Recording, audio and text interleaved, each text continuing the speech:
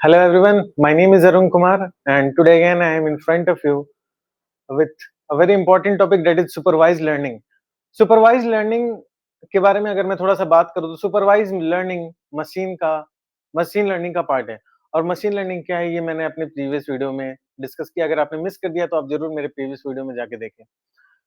मैंने अपने previous video में ये भी बोला था कि हम जो है अपने नेक्स्ट वीडियो में data science, artificial intelligence, machine learning, deep learning इस सब में डिफरेंस क्या है, इन सबको एक पेज पे देखेंगे।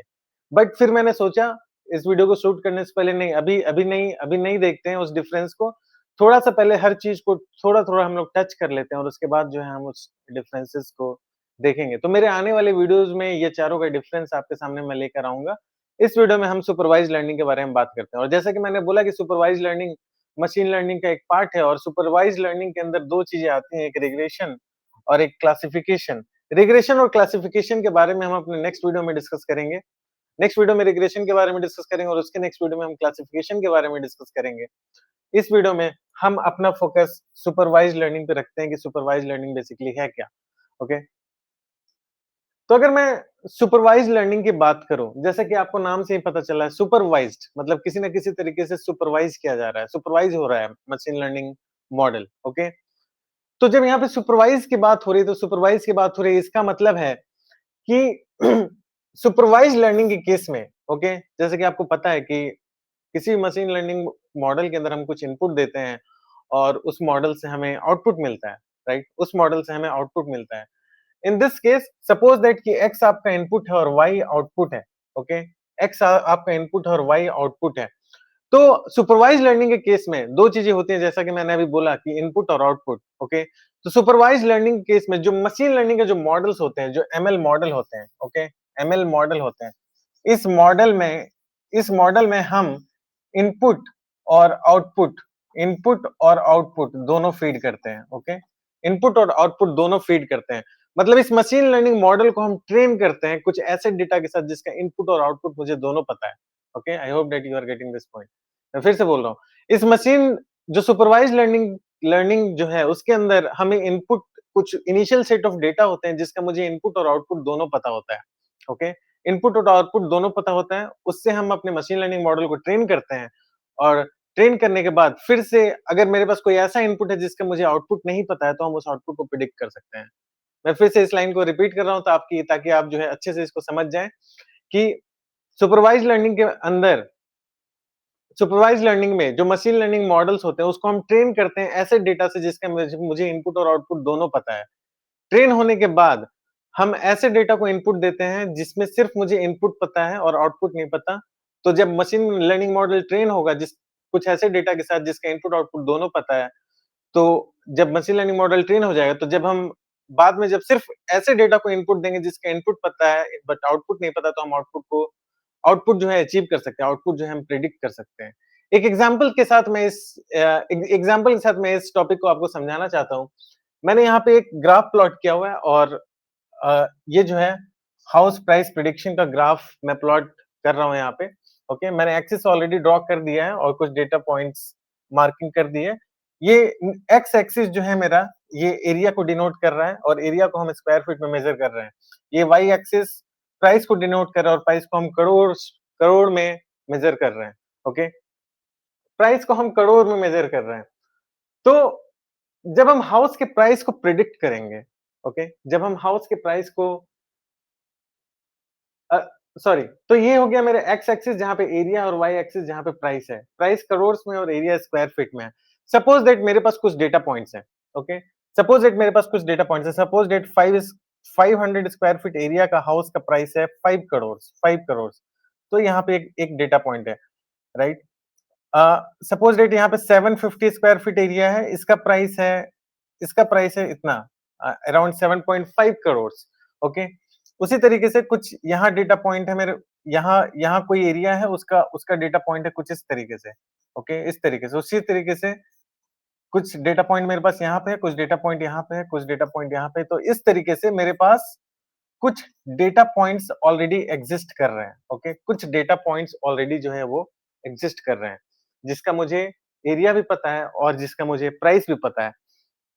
तो सपोज दैट अब मुझे मेरे पास कुछ डेटा पॉइंट्स हैं जहाँ पे एरिया, हाउस का एरिया और प्राइस दोनों पता है, और अब सपोज दैट मुझे कोई घर खरीदना है और उस घर का area suppose that 2700 square feet है।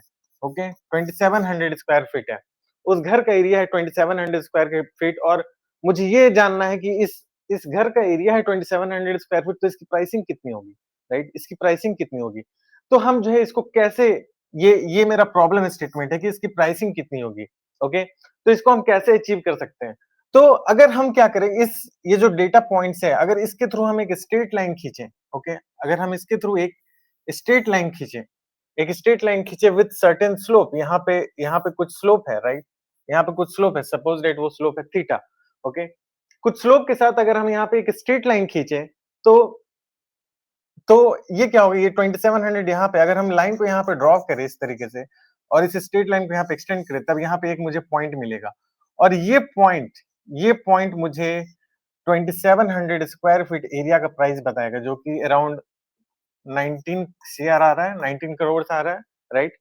उसी तरीके से अगर मुझे उसी तरीके से अगर मुझे 3600 स्क्वायर फीट एरिया का प्राइस प्रिडिक्ट करना है, तो फिर से हम इस लाइन को आगे बढ़ाएंगे और इस पॉइंट पे जो भी प्राइस होगा, इस पॉइंट पे जो भी प्राइस होगा, सपोज दैट ये 24 सीआर आ रहा है। ओके, तो तो ऐसा हाउस जिसका एरिया 3600 स्क्वायर फीट है, उसका प्राइस अराउंड 24 करोड़ होगा, राइट? तो मुझे 2700 स्क्वायर फीट और 3600 स्क्वायर फीट का एरिया नहीं, प्राइस नहीं पता है। ओके, बट हम जो है उसके प्राइस को प्रिडिक्ट कर पा रहे हैं। कैसे प्रिडिक्ट कर पा रहे हैं? हमने एक लाइन खींच दिया ये सारे डेटा पॉइंट से। अभी लाइन कितना एंगल पे होगा, कैसा होगा, ये सारा जो है स्टैटिस्टिक्स है, जिसके बारे में हम आगे चल के काफी डिटेल्स में बात करेंगे। अभी जस्ट मैं सुपरवाइज्ड लर्निंग को आपको इंट्रोड्यूस कर रहा हूँ।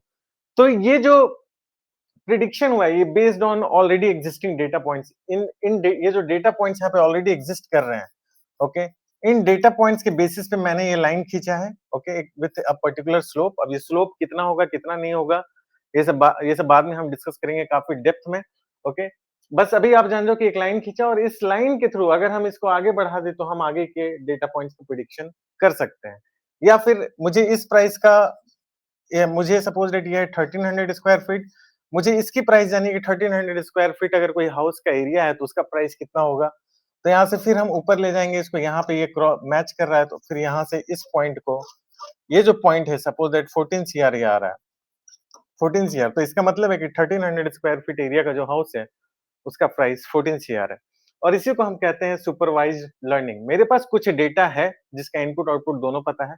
बेस्ड ऑन दैट मैंने मशीन लर्निंग मॉडल को ट्रेन किया, और उसके बाद मैंने ऐसे डेटा को इनपुट दिया जिसका सिर्फ इनपुट पता है और मुझे आउटपुट चाहिए। ओके, मुझे आउटपुट चाहिए। तो मैंने इस तरीके से आउटपुट कैलकुलेट किया। मेरे पास और भी कुछ एग्जांपल्स है सुपरवाइज्ड लर्निंग की। ये तो जस्ट एक एग्जांपल था हाउस प्राइस प्रेडिक्शन का। सपोज दैट ईमेल है, ओके, ईमेल है, और ईमेल्स में मुझे पता करना है कि कौन सा ईमेल स्पैम है और कौन सा ईमेल स्पैम नहीं है। तो हम क्या करेंगे, सबसे पहले मशीन लर्निंग मॉडल को मल्टीपल ईमेल्स देंगे और उसका आउटपुट भी देंगे कि ये स्पैम है या स्पैम नहीं है। उस तरीके से हम पहले मशीन लर्निंग मॉडल्स को ट्रेन कर लेंगे। ट्रेन करने के बाद फिर कोई नया ईमेल अगर आएगा, तो वो डिटेक्ट कर पाएगा कि ये स्पैम है या नहीं है, क्योंकि उसने प्रीवियस डेटा से ऑलरेडी लर्न कर लिया कि ऐसे ईमेल्स स्पैम है और ऐसे ईमेल्स जो है स्पैम नहीं है। तो कोई नया ईमेल अगर आएगा, तो उसको इज़िली डिटेक्ट कर लेगा कि वो स्पैम है कि नहीं। उसी तरीके से अगर मैं दूसरा एग्जांपल लूँ, ऑडियो, टेक्स्ट ट्रांसक्रिप्ट, ओके, हम कुछ बोल रहे हैं और हम जो भी बोल रहे हैं उसका टेक्स्ट में ट्रांसक्रिप्ट जनरेट हो जा रहा है। ओके, तो ये कैसे हो रहा है? तो मशीन लर्निंग मॉडल को ऑलरेडी बहुत सारे स्पीच एज इनपुट फीड किए गए हैं, उस उसका टेक्स्ट भी फीड किया गया है कि अगर कोई ऐसा बोले तो उसका टेक्स्ट ये होगा, अगर कोई ऐसा बोले तो उसका टेक्स्ट ये होगा। तो बेस्ड ऑन दैट अगर कोई बंदा मशीन लर्निंग मॉडल ट्रेन हो गया, अब कोई आकर बोलेगा, ओके, बोलेगा तो उस मशीन लर्निंग मॉडल में इनपुट जाएगा और वो जो है एक ट्रांसक्रिप्ट जनरेट कर देगा। ओके, एप्लीकेशन स्पीच रिकॉग्निशन, और ईमेल वाले का एप्लीकेशन स्पैम, मतलब स्पैम डिटेक्ट करना। इसमें स्पीच रिकॉग्निशन मतलब कौन क्या बोल रहा है इसको रिकॉग्नाइज करना है, तो उस केस में हम ऐसी चीजों का यूज करते हैं। फिर add user info, suppose that कोई एड चल रहा है, कोई कॉलेज है अपने प्रोग्राम के बारे में एडवर्टाइजमेंट कर रहा है, जैसे बीटेक प्रोग्राम, एमसीए प्रोग्राम। तो कौन से लोग उस एड पे क्लिक करेंगे, ओके, उसकी प्रोबेबिलिटी, क्लिक करेंगे कि नहीं करेंगे, ओके, ऐसे डिटेक्शन भी सुपरवाइज्ड लर्निंग के थ्रू होते हैं। ओके, सपोज दैट तो वो कैसे अचीव होता है? ऐड और यूज़र इन्फो। कॉलेज का ऐड है, कोर्स का ऐड है, यूज़र इन्फो मतलब यूज़र कैसा है? यूज़र क्या क्या क्या 24-25 इयर्स एज का है? आई मीन 17-18 इयर्स एज का है, क्योंकि बीटेक में जनरली वही लोग एनरोल करते हैं। 16-17 इयर्स एज का है या फिर 60 इयर्स एज का। ऑफ कोर्स जिसका एज 60 इयर्स से ज़्यादा होगा या फिर 50 इयर्स होगा, 40 इयर्स होगा, वो नहीं क्लिक करेगा। बट जिसका एज 16, 17, 18 होगा, वो ज़रूर वो बहुत हाई चांसेस है कि वो क्लिक करेगा। ओके? तो इस टाइप के जो प्रेडिक्शंस होते हैं, ओके? ये सारा का सारा सुपरवाइज़्ड लर्निंग के थ्रू अचीव किया जाता है। सारा का सारा सुपरवाइज़्ड लर्निंग के अंदर आता है। और तो सुपरवाइज़्ड लर्निंग को अगर मैं एक लाइन में समराइज़ करूँ तो मशीन लर्निंग मॉडल को ऐसे डेटा के साथ ट्रेन किया जाता है जिसमें इनपुट आउटपुट दोनों पता होता है। उसके बाद हम ऐसे डेटा को इनपुट देते हैं जिसका मुझे आउटपुट नहीं पता। तो वो trained machine learning model output बता सकता है अगर हम ऐसे डेटा को इनपुट दें जो कि जिसका आउटपुट नहीं पता है। तो बेस्ड ऑन प्रीवियस डेटा जो हमने उसको फीड किया है, ओके? इनपुट में और इनपुट और आउटपुट जिसका फीड किया है, बेस्ड ऑन दैट वो जो है नए डेटा का जिसका सिर्फ इनपुट पता है उसका आउटपुट जनरेट कर सकता है। Okay? So I hope that you got this concept and I ये सब मैं हिंदी में समझा रहा हूँ ताकि आप जो है बहुत ईज़िली इन सब कॉन्सेप्ट्स को ग्रास्प कर पाएँ। आप कॉलेज स्टूडेंट्स हैं या फिर वर्किंग प्रोफेशनल, आप दोनों के लिए ये पूरे के पूरे सीरीज़ जो है चल रही है। तो आप अपने आप को अपस्किल कर सकते हैं। आप machine learning, data science, AI ये सारी चीज़ें सीख सकते हैं मेरे इस यूट्यूब चैनल से। तो अगर आपने मेरे यूट्यूब चैनल को सब्सक्राइब नहीं किया तो ज़रूर सब्सक्राइब करें और अपने फ्रेंड्स के साथ ज़रूर शेयर करें। Thank you everyone, take care. आगे जा इस वीडियो को बंद करने से पहले मैं अपने अगले वीडियो में इस रिग्रेशन के बारे में डिस्कशन करूँगा कि रिग्रेशन क्या होता है और उसके बाद जो उसके नेक्स्ट वीडियो में मैं क्लासिफिकेशन के बारे में डिस्कस करूँगा। तो ज़रूर आप बने रहिए मेरे इस वीडियो सीरीज़ से। Thank you everyone, take care, bye.